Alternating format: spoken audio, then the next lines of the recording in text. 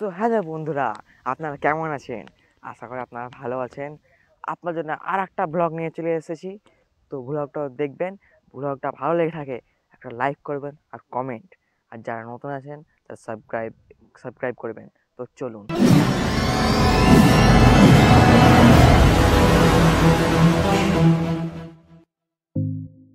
তো চলুন আজকে আপনাদেরকে আমাদের এই জঙ্গলটা দেখাবো। সেখানে আমরা আগে ছোট মিনি ব্লগ করেছি, সেখানে ইউটিউবে শর্ট ভিডিও করেছি এবং বলেছিলাম 1 মাস আগে যখন পানি ছিল চারিদিকে ধান শস্য ছিল, তখন আপনাদেরকে বলেছিলাম ওই জঙ্গলে তখন একটা সাপ ছিল বলে। ওই সাপটা এখন কি আছে কি নাই সেটা আপনাদেরকে দেখাবো। তো চলুন দেখি কীরকম জায়গাটা হয়ে আছে এবং দেখাবো আপনাদেরকে কীরকম জায়গাটা হয়ে আছে। দেখি এসো। তো বন্ধুরা, আপনারা দেখতে পাচ্ছেন আমরা জঙ্গলে চলে এসেছি এবং আপনাদের বিরক্ত যেমন না লাগে এবং ভিডিওটা লং না হয় সেই জন্য আপনাদের জন্য একটা আমরা মাঝখানকার সিন ক্লিপ কেটে আপনাদেরকে সিধা জঙ্গলে দেখে এসেছি এবং আপনাদেরকে দেখাবো আজকে এই জঙ্গলে সাপ আছে কি না। সেই জন্য দেখবো, চলুন সাপ আছে কি না, এই আবহাওয়াটা আসলে আছে আদৌ কি না, চলুন দেখবো। এদিকে কীরকম জায়গা হয়েছে, তখন এসেছিলাম 1 মাস, ঠিক 1 মাস আগেই। এখানে তখন প্রায় এতটা বড় বড় ঘাস ছিল চারিদিকে।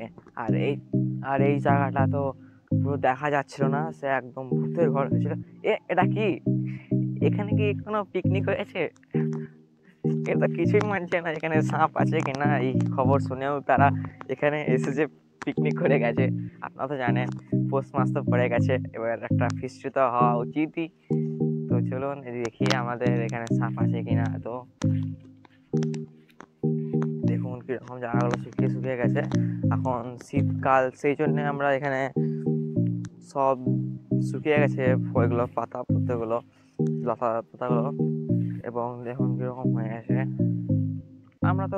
আপনারা বুঝতে পারছেন এখানে সাপ আছে কিনা। তো দেখুন জায়গাগুলো একদম এগুলো সবকে পুড়িয়ে দিয়েছে এবং ওইখানে একটা খাল আছে, ওখানে জলে ভরে গেছে। আপনারা দেখেছিলাম একটা ব্লগে, ওইখানে সবুজ একদম ধানে ভর্তি হয়েছিল, আর এখন জলে ভর্তি হয়ে গেছে। আপনার দেখাতে পারছি না, মানে অনেক কাঁটা আছে বুঝতে পারছি, সেই জন্য যাবো না ওইদিকে।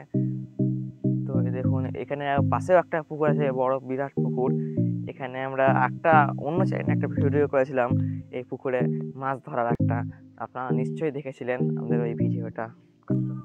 তো বন্ধুরা, আপনারা দেখতে পাচ্ছেন এই জায়গাগুলো, এখানে সাপটা দরকার, কিন্তু আমার লাগছে যে এখানে সাপ নেই, সাপটা চলে গেছে হয়তো এই জায়গাটা ছেড়ে। এই শুনেছিলাম ঠিক 1 মাস আগেই শুনেছিলাম এখানে সাপ ছিল। আমাকে লাগছে যে এখানে কোনো মানুষ আসেনি, এখানে এখন শীতের সময় নেই, এখানে কাঠের আঁচ খায়। দেখুন কিরকম কালো কালো হয়েছে, এটা তো কাঠের আঁচ, আপনারা বুঝতেই পারছেন। তো দেখুন কত বড় পুকুর হয়ে আছে, কত বড় পুকুর হয়েছে দেখুন। এখানে একটা ভিডিও করেছিলাম, আপনাকে এক্ষুনি বললাম ভিডিও করতাম আগে এখানে। তো বন্ধুরা, আজকের জন্য এতটুকু।